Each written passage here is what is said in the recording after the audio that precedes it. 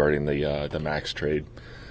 Kind of given the place we're in and the odds we're facing, it was a strategic decision, and we kind of took this opportunity to kind of serve another goal of the organization, which is to enhance the farm system. So, but I do want to be clear that it's not a rebuild, it's not a fire sale, it's not a liquidation.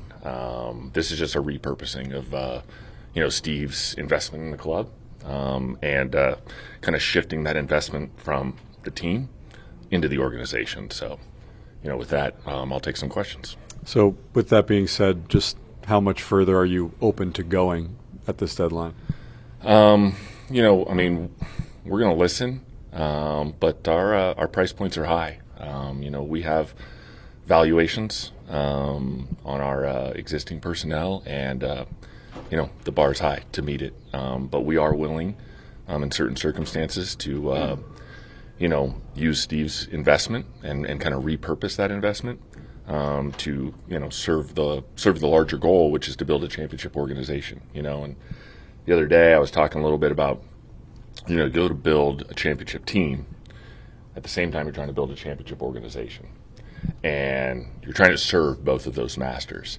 And when circumstances arise, you want to kind of embrace your reality and make the best, be it your best, regardless of your circumstances. And so we use this opportunity to, bring a player into the organization that we're extremely excited about, that's close to the big leagues, talent that you can't access. And, generally with clubs that are going to go through a rebuild, you have to endure like 5, 6, 7 years of losing. And we don't have the appetite for that. We're not going to do that. And so what we want to do is we want to use Steve's investment and enhance this farm system and get us to our larger goal. You, over the last 2 years, have gone about it essentially the same way, where you want to enhance the farm system while investing a lot of money in the major league team to try and serve both goals at the same time. Yeah. Last year it worked. This year it obviously didn't. What made you guys make the calculation that, okay, we're going to shift our focus now rather than try a third time to capture what you had a year ago? Well, where the odds were for this season, but that doesn't mean we're punting 2024. Okay, we're going to have a competitive team, and like I said, we just don't want to endure long stretches of being bad, and that's not going to be satisfying to anybody. And so, Steve's made the investment. He wants an elite farm system. He's articulated that. I know I've kind of regurgitated that goal and shared that goal, and that's what we're after. Do you think you can trade other big pieces from this roster before the deadline while still being competitive next year? It's hard to say. Yeah, it's hard to say. We just have to listen and see. Beautiful guys last night, Billy, were talking, Pete and Brandon were both talking about some uncertainty about the direction of the franchise. Have you talked to them to alleviate their concerns or anything? Yeah, I got a chance to talk to Francisco last night. I texted with Nimmo, but, one of the unfortunate kind of collateral damage aspects of kind of the trade deadline era is that, and especially in a complicated situation like Max's was, where you have a no trade and you also have a player option to satisfy. And so that slowed the process where, we're announcing it at 1:05 on Sunday. So I don't even remember when this started to break. But the unfortunate spot that our players are put in is the organization can't officially speak on this.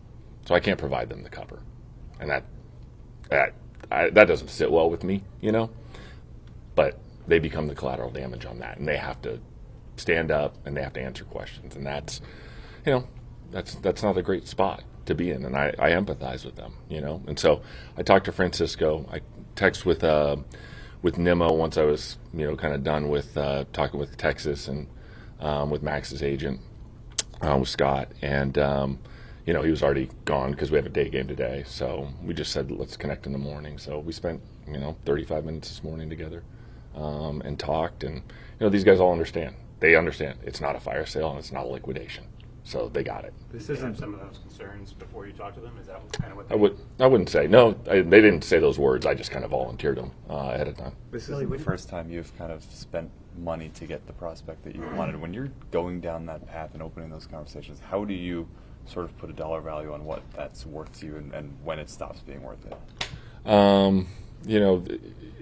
Generally, there's, the closer the players are to the big leagues, kind of the higher the premium. There's certain information out there in the public space that talks about, valuing prospects and how you value them. And, we have some internal models that in our analytics group and our player personnel group kind of collaborate on to build those valuations. And what we just try to do is, have a little bit of a multiplier on, the money that we're sending. And, is that, 2x or 3x, and try to find that price, within the organization that we're having dialogue with. And if it doesn't happen, we just keep the player.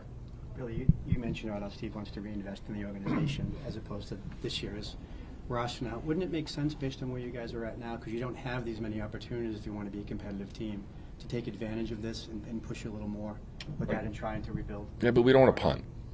So that's we want to have a product that we feel good about and people can feel good about. So that's not, we don't want, like I said, we don't want to endure long stretches of being bad. Okay, we want to invest in the major league team, and when the circumstances are what the circumstances are, we want to be opportunistic. And so that's ultimately what we're after. And in some cases, we want to invest where the greatest returns are. That's kind of been a mission for how we try to think about, allocating, resources. Billy, why do you think this season ended up the way that it did, and how will what you learned and what you saw inform the type of player, person, whatever that you're looking for here in the future? I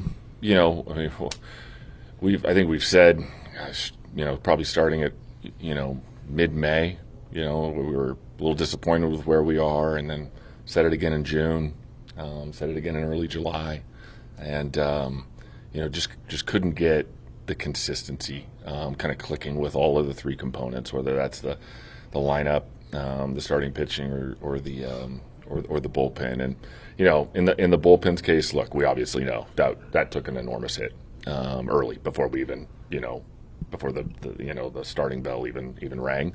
But in other areas, we had some situations where the performance just wasn't consistent enough for us to be able to deliver like we delivered in the previous season. And so it put us in these circumstances. And like I said, we just want to make the best of the circumstances that we're in. Is the expectation that you'll be as active a spender this offseason as you have been the past few?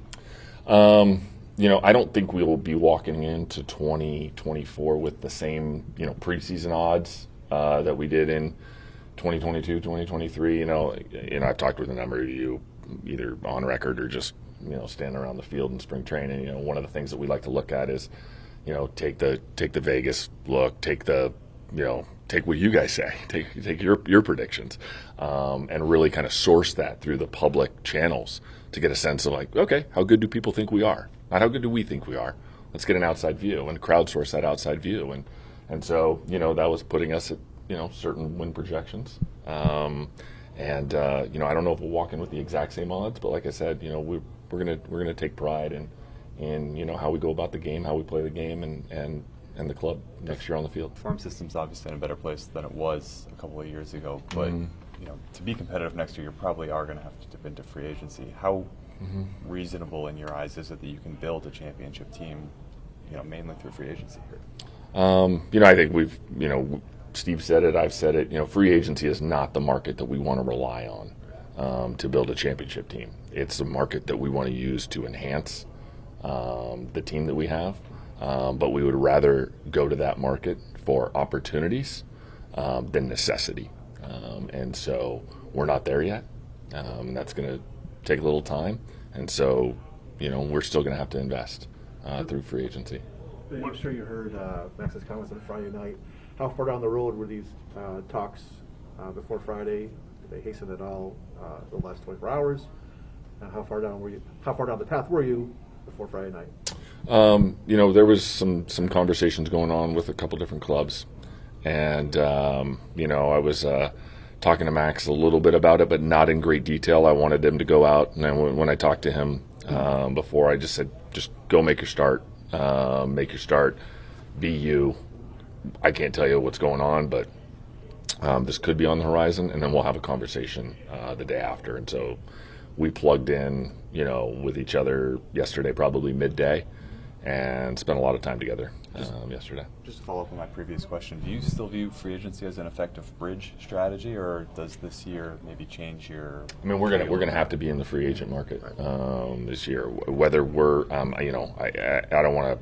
don't like to speak publicly about payroll because there's a kind of a competitive aspect to that. But we're gonna have to go into it. We also know that it's not the answer to build a championship organization. Well, you've talked in. Go ahead. Is Verlander among the guys you're listening? I'm not going to talk about anybody specifically. So sorry, Dan. You've publicly stated a lot that you don't want to bring certain guys up until you feel that they're ready to contribute both offensively and defensively at the major league level. Given the way this season has gone, will you shift that, focus at all to bringing up guys that may not fully be ready just to get them the experience up here? Yeah, I think that's a dangerous equation. If you're pushing guys up here, I mean, there's a lot of attention, and there's gravity to the games, and it's just a different environment and a different element, and so you want them to feel very good about where they are. If it's a position player, offensively, defensively, if it's a pitcher, his ability to locate the ball and execute his pitches.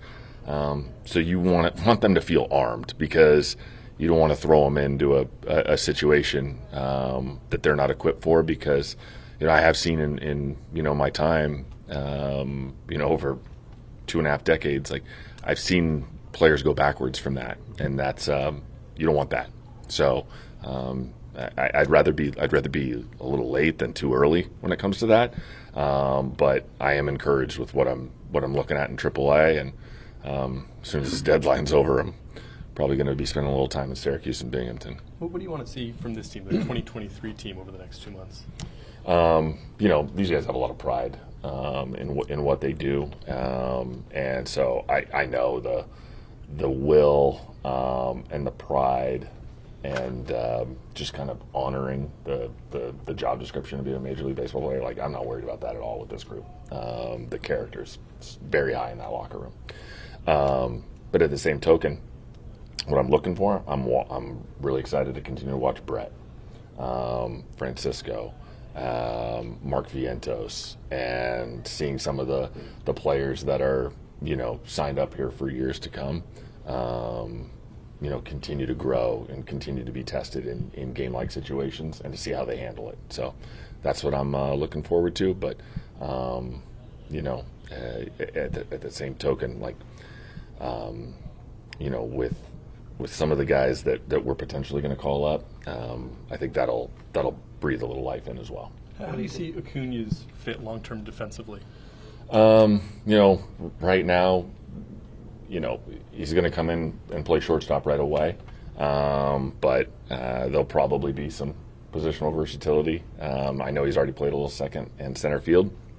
And so, he'll probably get an opportunity to do that, but I'd like to talk to him about that first. Billy, is Pete one of the guys you talked to since last night? I haven't had a chance to talk to Pete yet, no.